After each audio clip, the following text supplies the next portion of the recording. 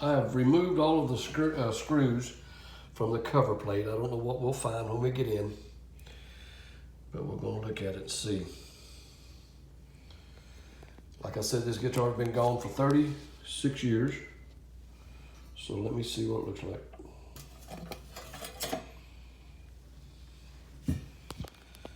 Oh man.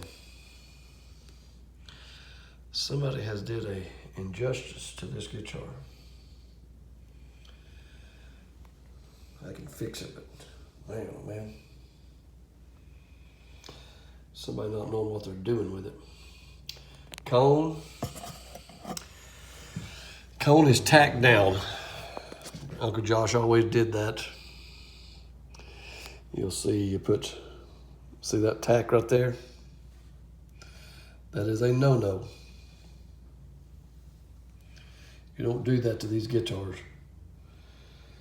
So I've got to dig that out of there. There's one there. See, Uncle Josh did that. You just can't do that to these guitars and make them, well, it worked for him, but I don't understand it. So anyway, that's what we're up against. Spider looks okay. Bridges, shot. But let me see what we can get done to it. It's a shame. I'll get back later.